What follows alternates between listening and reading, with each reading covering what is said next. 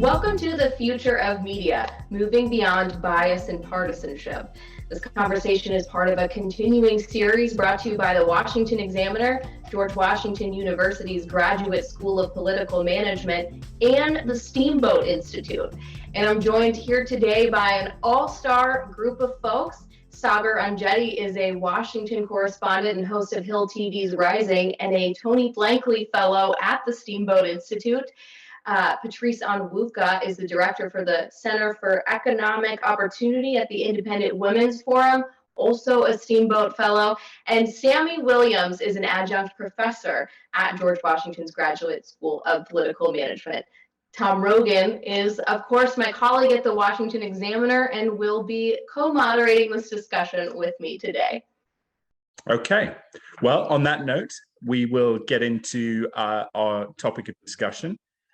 And I think we'll start with Patrice, if that's all right. And so, Patrice, one of the things I wanted to ask you is the question as to whether when we look at the media coverage of the Biden administration, what do you think we should be looking for from the media? I mean, what would be preferable in your mind? Either the same approach as was applied to President Trump in terms of perhaps more adversarial coverage, perhaps more coverage, for example, of President Biden slipping up, sometimes literally, or perhaps more conciliatory tone. There obviously has been a shift in terms of the media presentation of this president as opposed to the previous president. What's your take on that? Well, I mean, Tom, I'd love to see a little bit of adversarial, but at least a balance. I think under the Obama administration, the media fawned over him. All those wonderful puff pieces about him and Michelle Obama, they were great. Any sort of foreign policy, domestic policy was considered innovative, groundbreaking. This is going to be better than sliced cheese on bread. Then the pendulum swung so far to the opposite side under the Trump administration, where there could be nothing good out of the Trump administration. Very good jobs numbers, for example, were buried. And anytime the stock market crashed, it was the news for the entire weekend and over the weekend, the news for the week and over the weekend. I think we need to get back at least to the center. It is totally understandable that the media should have an adversarial relationship with an administration to be able to ask those tough questions that, the press releases out of the White House are not going to give us. But that's not what we're getting right now. We are back, unfortunately, to the old Obama days, and actually even worse, because I feel like President Biden is being treated with very soft kid gloves. And I think it's unfortunate for, regular people who, not surprisingly, are extremely distrustful of the media for what is being left out and not reported. Saga, any thoughts on that topic?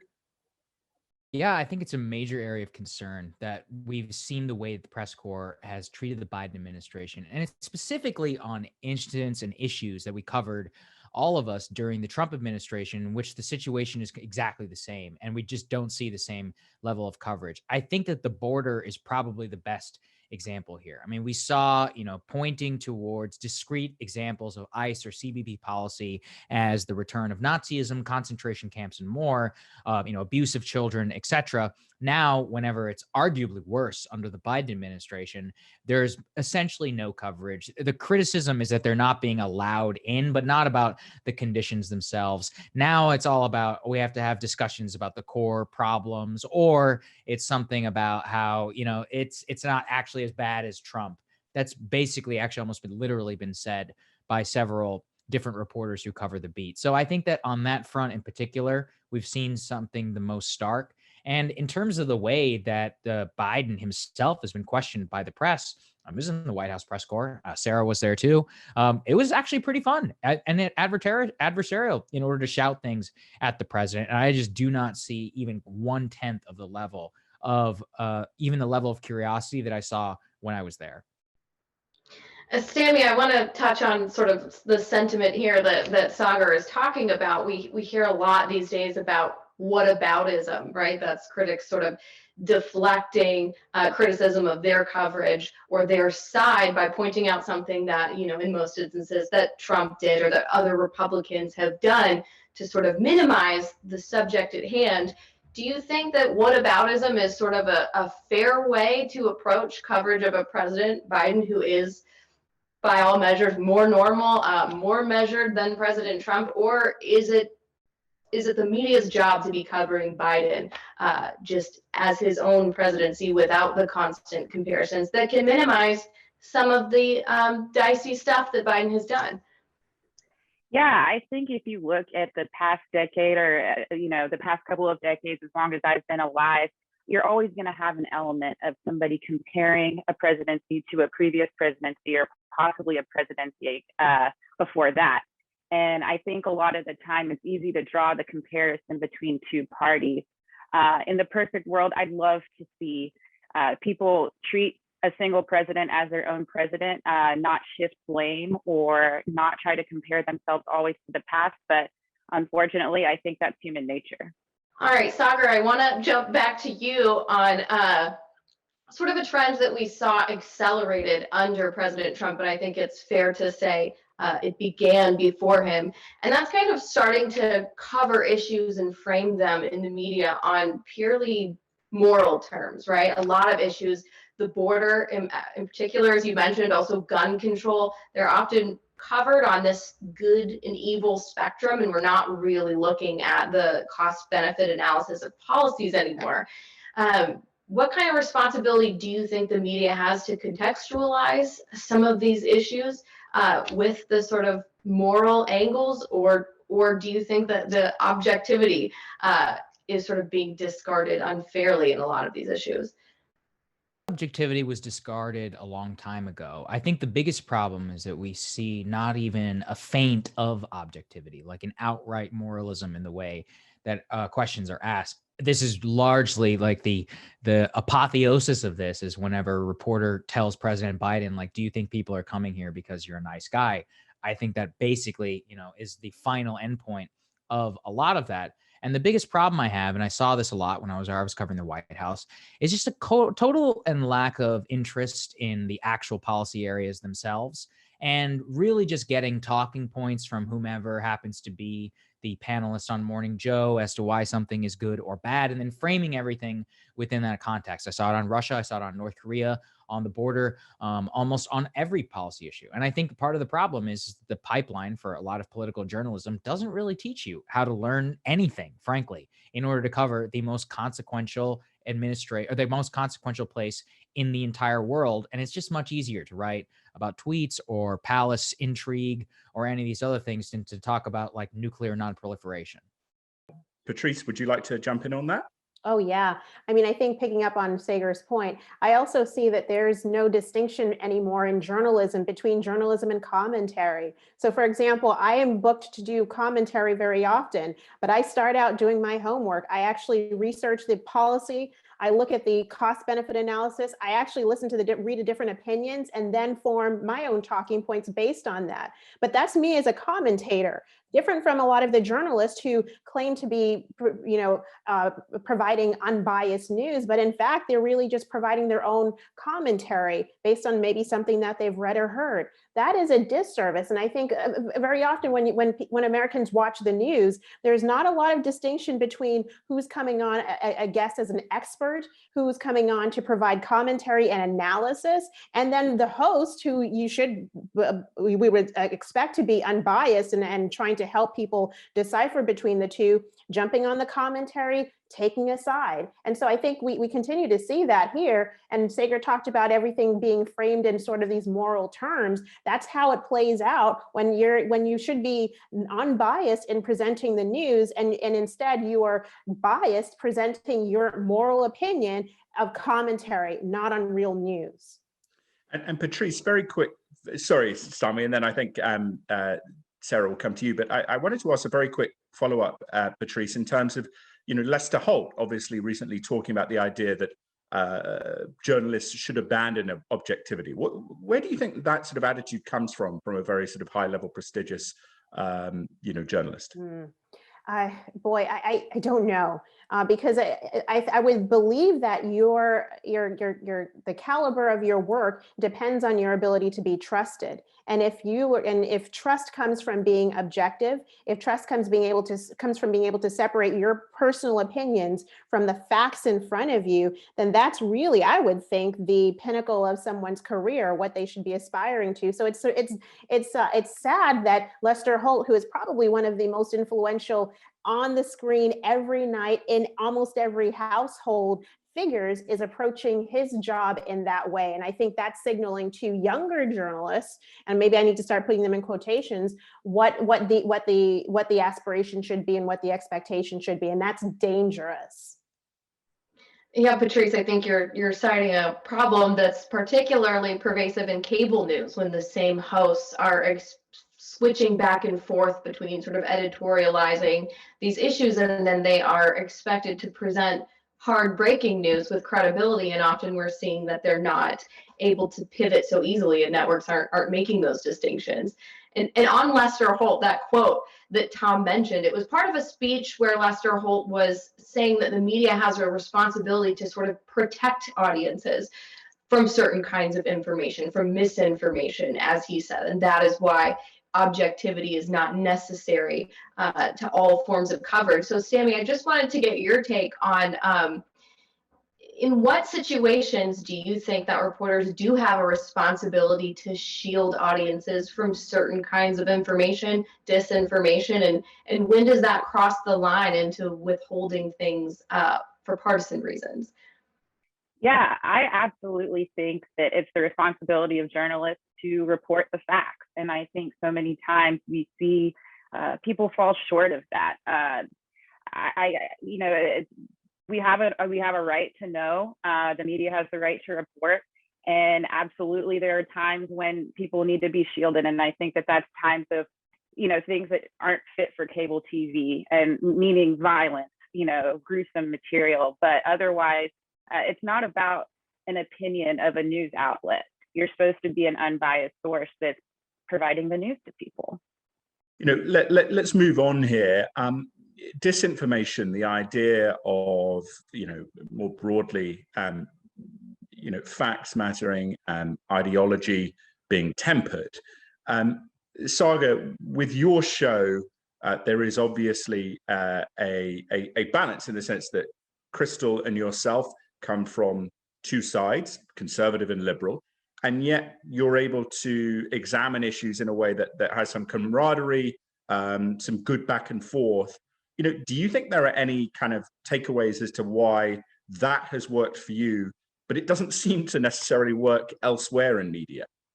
Well, it requires saying a lot of uncomfortable things, both maybe about the side that you may agree with. But I do actually think that the key part of it is being able to having number one is time. I actually think one of the huge problems that cable news has is they just simply don't have enough time in order to go to anything. I think everybody on here has been, on a 2-minute hit about probably one of the most complex issues that American society is facing. How are you supposed to have even an explanation, or let alone a debate about something? So the unlimited time of the internet is a huge asset, towards that. But I think more broadly, which is that if you have a commitment and willingness to at least criticize your own side, you can build trust with somebody else, and also with millions of other people who are just craving that sort of discussion. And I think that if you were to say, what's the core level of the success of our show is, I think that's probably where it comes from.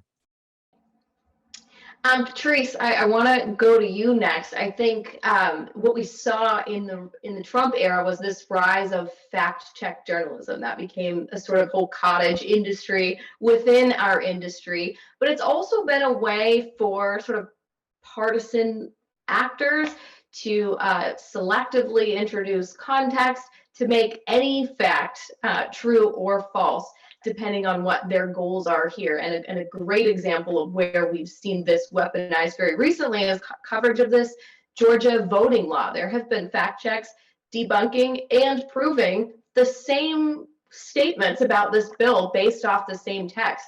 And so if we're talking about the future of the media here, Patrice, how do we come back from a time when different outlets can draw different conclusions based in facts from the same set of information?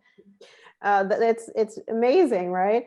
This idea of fact checkers, at one point they actually held some merit and some value because it was an easy way to, Google, is this true? And usually Snopes would be the first and only fact check to pop up. And now you have this industry, as you mentioned. Now layer on social media and companies like Facebook and Twitter, relying on some fact checkers more than others. And unfortunately, they tend to be ones that have a liberal bent, or a bent that would be opposes conservative views, pro-Trump views, for example. So I think that's where we are. What I do, the way forward may be independent organizations starting to do their own fact checking, where they're going to primary sources.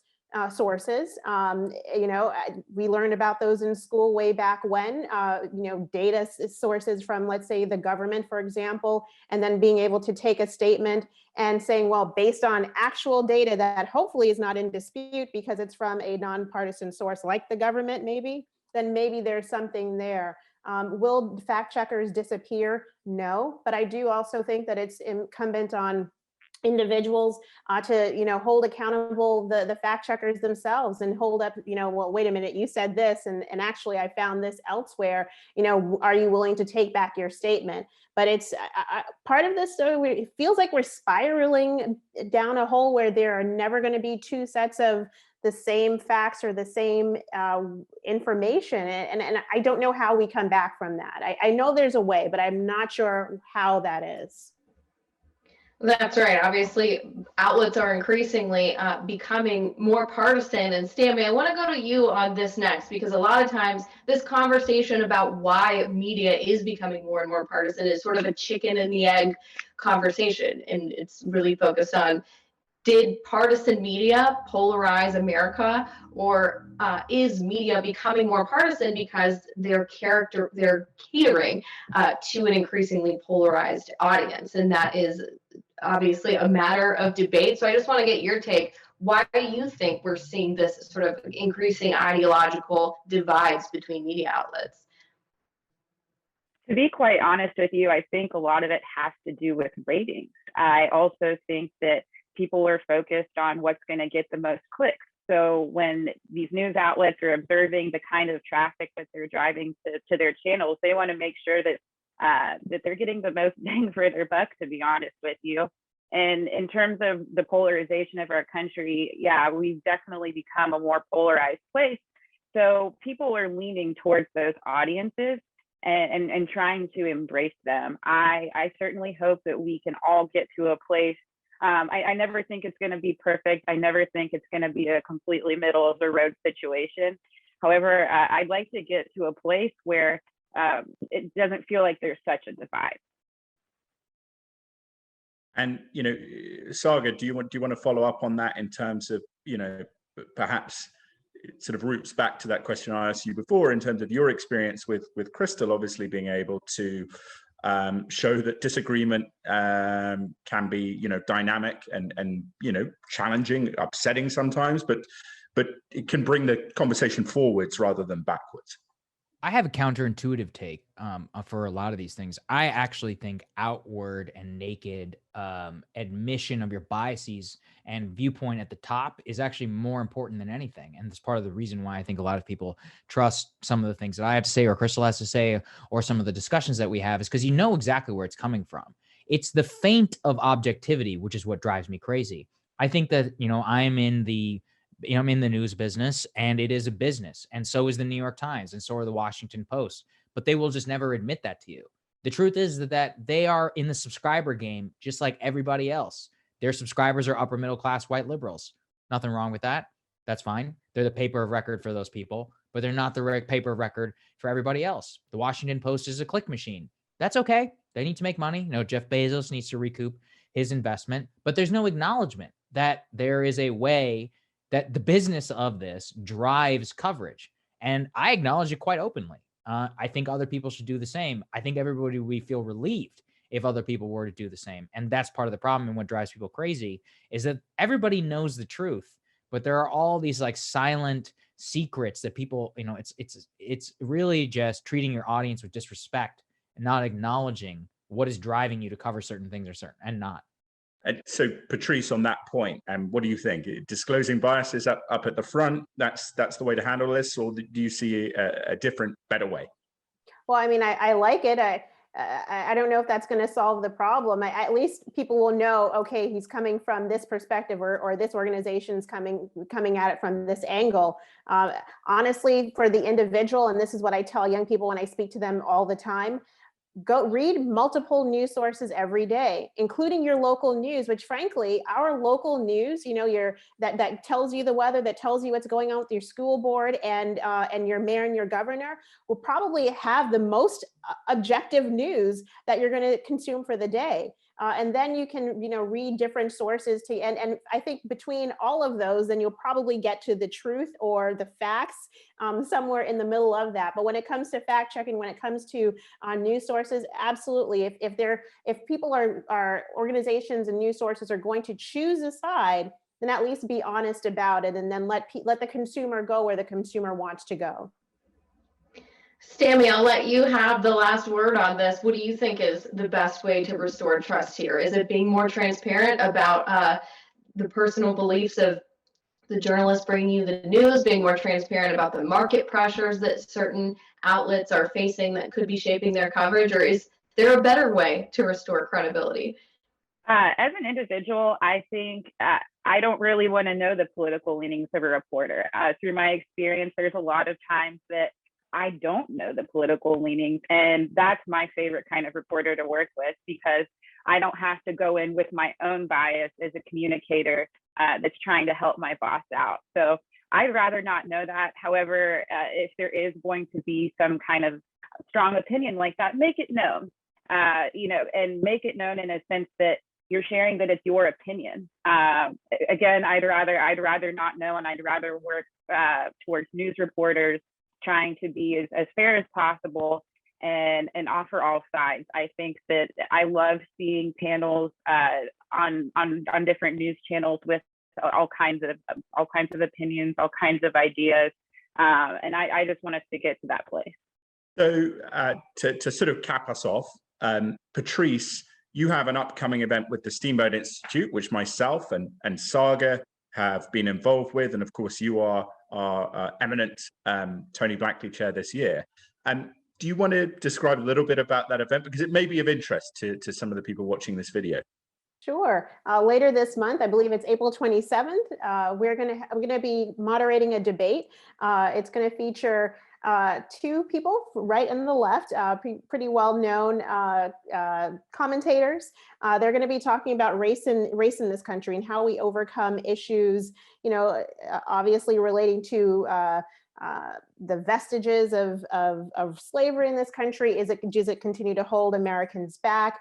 How do we approach Black Lives Matter, this whole big umbrella of race relations in this country? And, the Steamboat Institute is really unique in that it's trying to engage young people in dialogue to, present two different opinions and perspectives and let the young person make the decision. I think that's a little bit different than some of the other organizations and outlets out there that want to tell you how to think and give you your opinion. And so I think this is going to be a really good discussion coming up later this month.